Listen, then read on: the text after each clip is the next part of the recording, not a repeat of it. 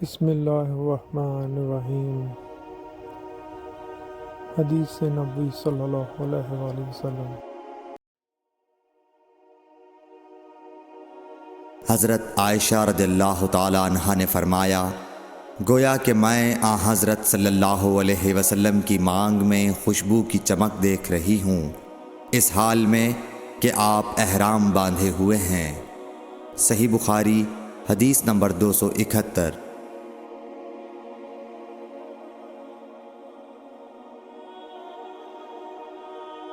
ام المومنین حضرت عائشہ صدیقہ رضی اللہ عنہا نے فرمایا کہ رسول کریم صلی اللہ علیہ وسلم جنابت کا غسل کرتے تو پہلے اپنے ہاتھوں کو دھوتے اور نماز کی طرح وضو کرتے، پھر اپنے ہاتھوں سے اپنے بالوں کا خلال کرتے، اور جب یقین کر لیتے کہ جسم تر ہو گیا ہے تو 3 مرتبہ اس پر پانی بہاتے، پھر تمام بدن کا غسل کرتے۔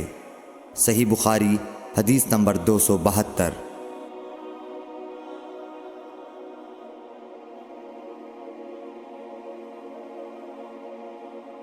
حضرت عائشہ رضی اللہ تعالی عنہا نے فرمایا کہ میں اور رسول کریم صلی اللہ علیہ وسلم ایک برتن میں غسل کرتے تھے، ہم دونوں اس سے چلو بھر بھر کر پانی لیتے تھے۔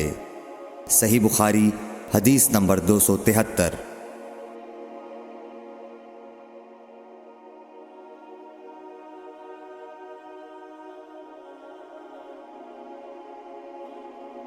ام المومنین حضرت میمونہ رضی اللہ عنہا نے فرمایا کہ رسول اللہ صلی اللہ علیہ وسلم نے غسل جنابت کے لیے پانی رکھا، پھر آپ نے پہلے 2 یا 3 مرتبہ اپنے دائیں ہاتھ سے بائیں ہاتھ پر پانی ڈالا، پھر شرمگاہ دھوئی، پھر ہاتھ کو زمین پر یا دیوار پر 2 یا 3 بار رگڑا، پھر کلی کی اور ناک میں ڈالا اور اپنے چہرے اور بازوؤں کو دھویا، پھر سر پر پانی بہایا اور سارے بدن کا غسل کیا، پھر اپنی جگہ سے سرک کر پاؤں دھوئے۔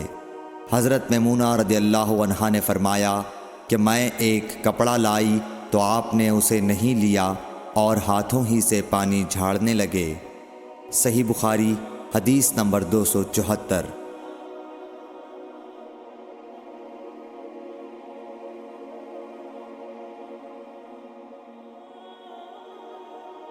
حضرت ابو ہریرہ رضی اللہ تعالیٰ عنہ سے روایت ہے کہ نماز کی تکبیر ہوئی اور صفیں برابر ہو گئیں، لوگ کھڑے تھے کہ رسول کریم صلی اللہ علیہ وسلم اپنے حجرے سے ہماری طرف تشریف لائے۔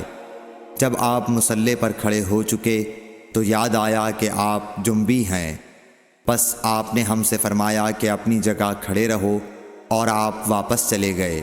پھر آپ نے غسل کیا اور واپس ہماری طرف تشریف لائے تو سر سے پانی کے قطرے ٹپک رہے تھے۔ آپ نے نماز کے لیے تکبیر کہی اور ہم نے آپ کے ساتھ نماز ادا کی۔